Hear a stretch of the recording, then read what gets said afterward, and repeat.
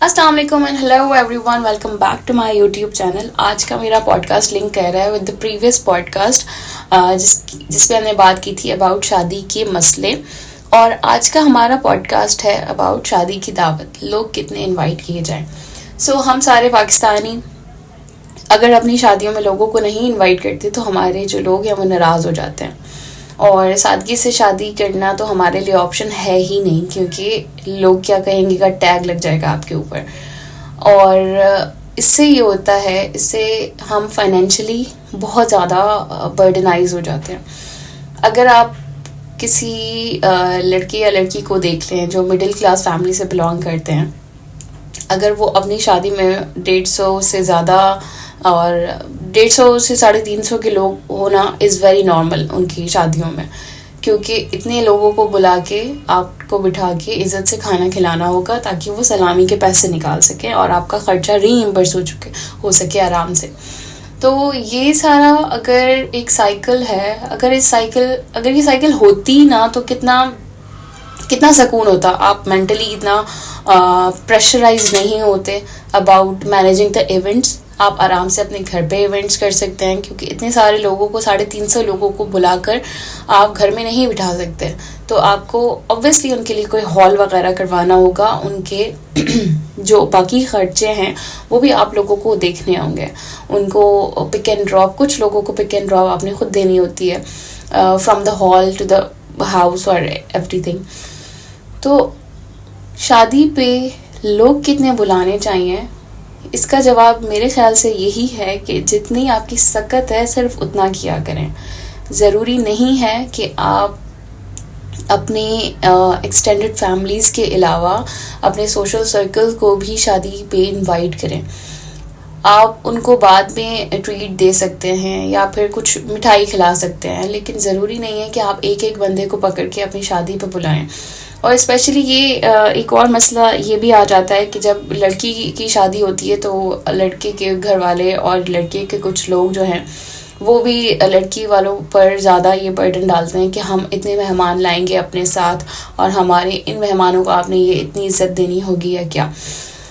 तो ये भी बहुत बड़ा मसला होता है।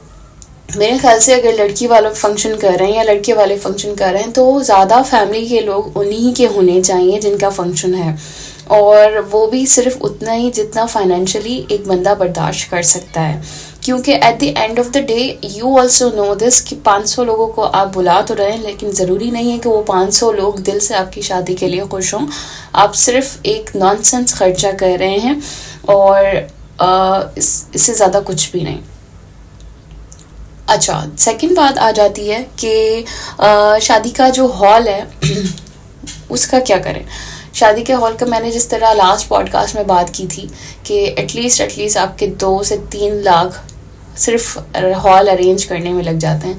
अब अगर हॉल अच्छा नहीं है या हॉल जो है वो किसी ऐसी जगह पर है जहाँ पे मेहमानों का पहुँचना मुश्किल है, तो वो भी आपके ऊपर आप एक बहुत बड़ा टैग लग जाता है। वो आपको काफ़ी सालों तक ये बात सुननी पड़ती है कि इसने जो शादी का हॉल किया था वो उस साइड पे था या इस साइड पे था और हमारे लिए वो पहुँचना बहुत मुश्किल था।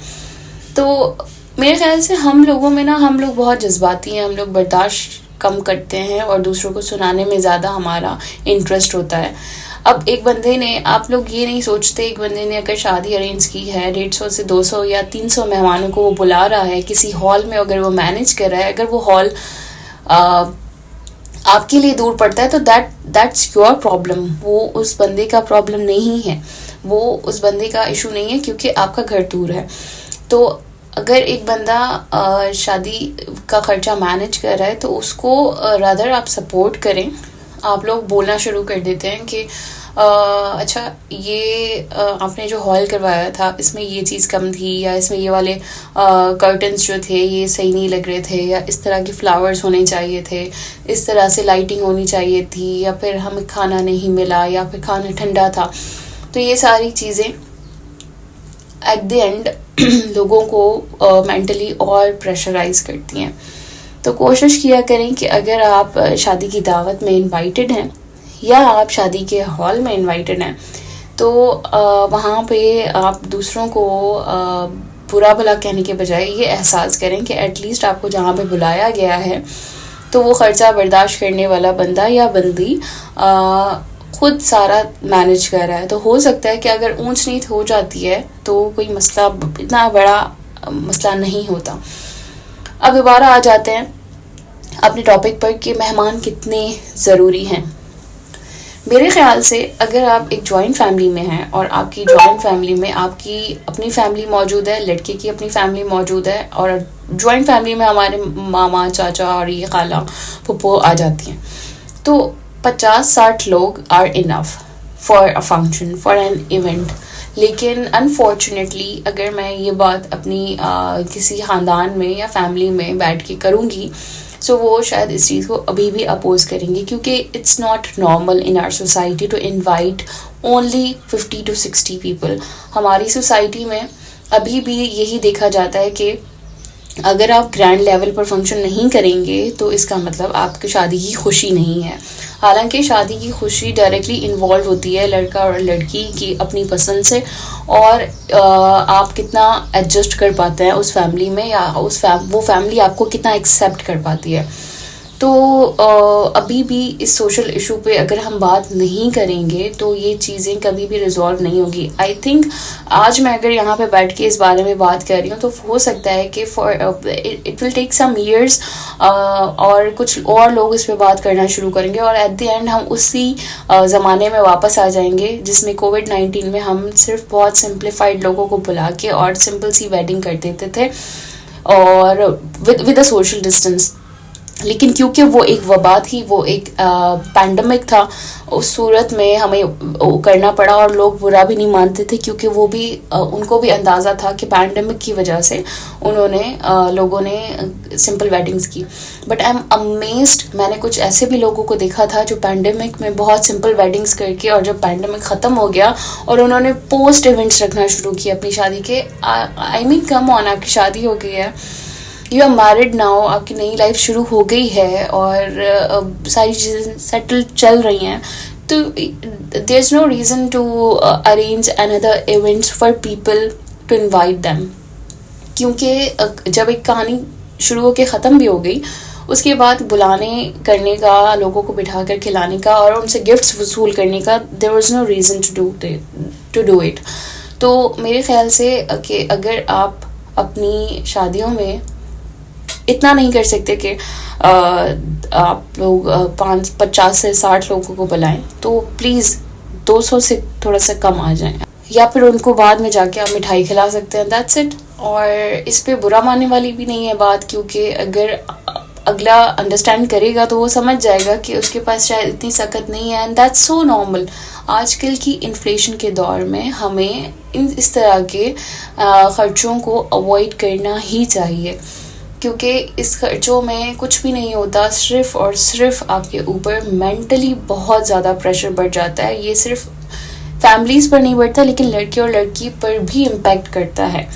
लड़का और लड़की जो है, अगर वो एक नए रिलेशन में बनने जा रहे हैं, तो उनके ऊपर भी एक बहुत बड़ा ये प्रेशर होता है कि how am I going to manage the finances after wedding, या फिर क्योंकि उनका इतना ऑलरेडी खर्चा लग चुका है, उन्होंने लोन्स लिए हुए हैं लोगों ने, तो वो शादी के बाद जो खर्चे हैं उनको कैसे पूरा करेंगे। शायद शादी के बाद उनको ज़्यादा देना होगा, क्योंकि आपको फिर लोन भी रीपे करना है अपना, और अगर आप लोन रीपे करने पे आएंगे तो जिस खर्चे में या जिस सैलरी में आप लोग वैसे सर्वाइव कर रहे थे एज एन इंडिविजुअल, अब आप अपनी बीवी को भी उसी खर्चे में चलाएंगे।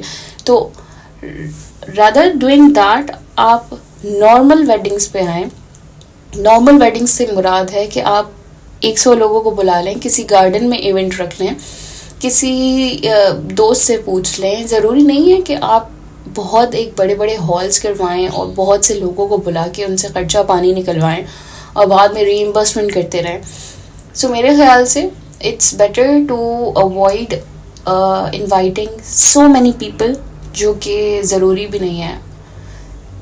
And I'll meet you in another episode of this particular issue with a new topic. Thank you.